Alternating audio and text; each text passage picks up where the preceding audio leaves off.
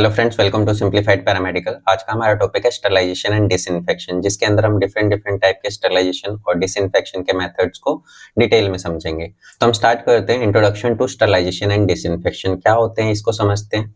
अगर डेफिनेशन की बात करें तो ये कुछ जरूरी प्रोसेस होते हैं जो कि किसी भी सरफेस से, लिक्विड से, एयर से हार्मफुल माइक्रो ऑर्गेनिज्म को एलिमिनेट करने के लिए या फिर उनको किल करने के लिए हम यूज करते हैं। उनको हम क्या बोलते हैं? Sterilisation and disinfection. अगर हम इनके एप्लीकेशन की बात करें तो हम इनका यूज कर सकते हैं हेल्थ केयर के अंदर, हॉस्पिटल्स और सर्जिकल इंस्ट्रूमेंट्स को स्टरलाइज या फिर डिसइंफेक्ट करने के लिए। लेबोरेटरीज के अंदर हम कल्चर मीडिया या फिर बायोलॉजिकल वेस्ट को मैनेज करने के लिए, स्टरलाइज करने के लिए या फिर डिसइंफेक्ट करने के लिए।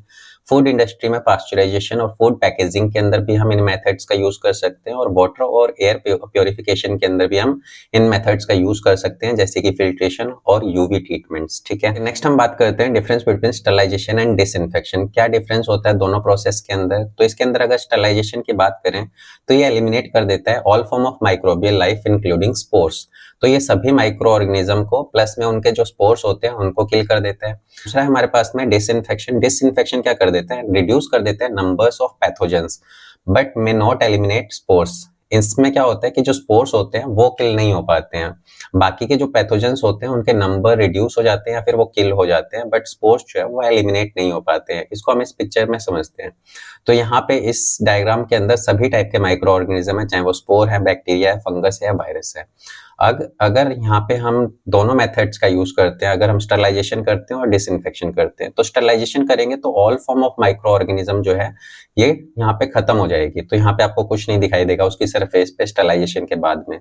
बट अगर हम डिसइंफेक्शन करते हैं तो डिसइंफेक्शन के अंदर क्या होता है कि नंबर तो रिड्यूस हो जाते हैं माइक्रो ऑर्गेनिज्म के। तो यहाँ पे कुछ एक बैक्टीरिया दिख रहा है, वायरस दिख रहा है, बट यहाँ पे जो स्पोर्स होते हैं उनके नंबर रिड्यूस नहीं होते हैं या फिर ना ही वो किल होते हैं। ठीक है, तो ये इनके बीच में डिफरेंस होगा कि स्टरलाइजेशन प्रोसेस में सभी माइक्रो ऑर्गेनिज्म किल हो जाते हैं, बट डिसइंफेक्शन के अंदर स्पोर्स रह जाते हैं या फिर कुछ नंबर के अंदर कुछ माइक्रो ऑर्गेनिज्म भी रह सकते हैं। ठीक है, तो ये इनके अंदर डिफरेंस होगा। नेक्स्ट हम बात करते हैं types of sterilisation and disinfection methods. कौन कौन से टाइप के स्टरलाइजेशन और डिसइंफेक्शन के मेथड्स हो सकते हैं इन माइक्रो ऑर्गेनिज्म को किल करने के लिए या फिर नंबर्स को रिड्यूस करने के लिए? तो इसके अंदर सबसे पहला है फिजिकल मेथड्स। तो ये फिजिकल मेथड्स के अंदर हम यूज करते हैं हीट का, रेडिएशंस का और फिल्ट्रेशन का माइक्रो ऑर्गेनिज्म को किल करने के लिए। तो ये सारे के सारे मेथड्स कौन से होंगे? Physical methods.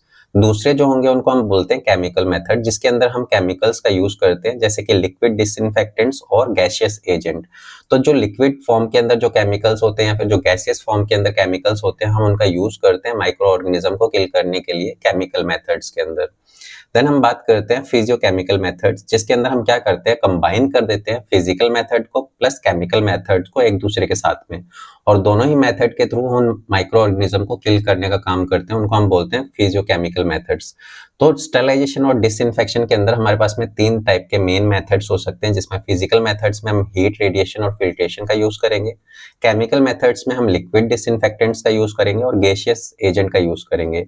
फिजियोकेमिकल के अंदर हम फिजिकल और केमिकल मेथड्स को आपस में कंबाइन कर देंगे। ठीक है, तो ये हमारे पास में types of sterilisation and disinfection के मेथड्स थे मेन।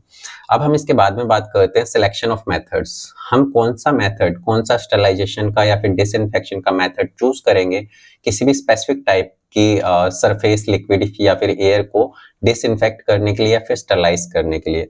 तो इसके अंदर ये डिपेंड करता है टाइप ऑफ मटेरियल, कौन से टाइप के मटेरियल को आप डिसइंफेक्ट या स्टरलाइज करना चाहते हो। लेवल ऑफ कंटेमिनेशन क्या है, वो कितना ज्यादा कंटेमिनेटेड है वो एरिया जिसको आपको डिसइंफेक्ट करना है फिर स्टरलाइज करना है, या फिर सेफ्टी कंसिडरेशन, वो हीट सेंसिटिव है इंस्ट्रूमेंट या फिर मॉइस्ट सेंसिटिव है, तो कौन से टाइप का वो मटेरियल है, सेफ्टी कंसिडरेशन क्या है, ये सब चीजें देख करके ही हम क्या करते हैं, कोई भी मेथड का यूज करते हैं किसी स्पेसिफिक चीज को स्टरलाइज या फिर डिसइंफेक्ट करने के लिए। ओके, नेक्स्ट हम बात करते हैं classification of sterilisation and disinfection. किस तरीके से हम इनको क्लासिफाई कर सकते हैं, इनके मेथड्स को, उसको समझते हैं। तो हमारे पास में पहला फिजिकल मेथड था, दूसरा हमारे पास में केमिकल मेथड था और तीसरा हमारे पास में फिजियोकेमिकल मेथड था, जो कि हम केमिकल मेथड्स में ही इंक्लूड करेंगे। फिजिकल मेथड्स में हमारे पास में हीट बेस्ड मेथड्स का यूज करेंगे, हम रेडिएशन बेस्ड मेथड का यूज करेंगे और फिल्ट्रेशन बेस्ड मेथड का यूज करेंगे। केमिकल मेथड्स में हम लिक्विड केमिकल एजेंट्स का यूज करेंगे, गैसियस केमिकल एजेंट्स का यूज करेंगे और लास्ट में फिजियोकेमिकल मेथड्स का यूज करेंगे। ओके, हीट बेस्ड मेथड के अंदर हमारे पास में डिफरेंट टाइप की हीट होती है। उसमें पहले नंबर पे ड्राई हीट और दूसरी है moist heat. Radiation based method के अंदर हमारे पास में दो टाइप की रेडिएशन का यूज कर सकते हैं, पहला नॉन आयोनाइजिंग रेडिएशन और दूसरा है ionising radiations. Filtration based method के अंदर हमारे पास में लिक्विड फिल्ट्रेशन कर सकते हैं हम, दूसरा एयर फिल्ट्रेशन कर सकते हैं। लिक्विड केमिकल एजेंट्स के अंदर हमारे पास में हम अल्कोहल का यूज कर सकते हैं, एल्डिहाइड्स का यूज कर सकते हैं, फिनोलिक्स का यूज कर सकते हैं, हैलोजेंस का यूज कर सकते हैं और डाइस का यूज कर सकते हैं। गैसियस केमिकल एजेंट्स के अंदर हम एल्किलेटिंग एजेंट्स का यूज कर सकते हैं और दूसरा ऑक्सीडाइजिंग एजेंट्स का यूज कर सकते हैं। फिजियोकेमिकल मेथड्स में हम मैकेनिकल असिस्टेड मेथड्स का यूज कर सकते हैं और एडवांस मेथड का यूज कर सकते हैं। तो ये मेन कैटेगरीज थी इन डिफरेंट टाइप के मेथड्स के अंदर, ठीक है। अब हम बात करते हैं ड्राई हीट के अंदर हमारे पास में रेड हीट हो सकती है, फ्लेमिंग का यूज कर सकते हैं, इंसिनरेशन का यूज कर सकते हैं और हॉट एयर ओवन का यूज कर सकते हैं। ड्राई हीट का मतलब है ऐसी हीट जिसके अंदर मॉइस्चर ना हो। दूसरा हमारे पास में मॉइस्ट हीट है जिसके अंदर हम पास्चराइजेशन कर सकते हैं, बॉइलिंग कर सकते हैं, टेंडलाइजेशन कर सकते हैं और ऑटोक्लेविंग कर सकते हैं।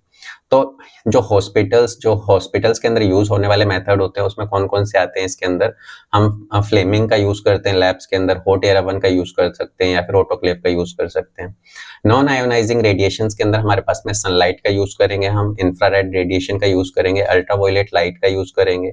आयोनाइजिंग रेडिएशंस के अंदर हम गामा रेज का यूज करेंगे, इलेक्ट्रॉन बीम्स का यूज करेंगे और एक्स रेज का यूज करेंगे। लिक्विड फिल्ट्रेशन मेथड्स में हम अर्थनवेयर फिल्टर्स का यूज करेंगे, सिनिस्टर्स ग्लास फिल्टर्स का यूज करेंगे और मेम्ब्रेन फिल्टर्स का यूज करेंगे। एयर फिल्ट्रेशन के अंदर हम हेपा फिल्टर्स का यूज करेंगे, लैमिनार एयर फ्लो सिस्टम का यूज करेंगे। अब हम अल्कोहल्स के अंदर हम एथेनॉल का यूज कर सकते हैं, आइसोप्रोपिल अल्कोहल का यूज कर सकते हैं और मेथनॉल का यूज कर सकते हैं। एल्डिहाइड्स में हम फॉर्मेल्डिहाइड का यूज करेंगे, ग्लूटेल्डिहाइड का यूज करेंगे और ऑर्थोपेथाल्डिहाइड का यूज करेंगे।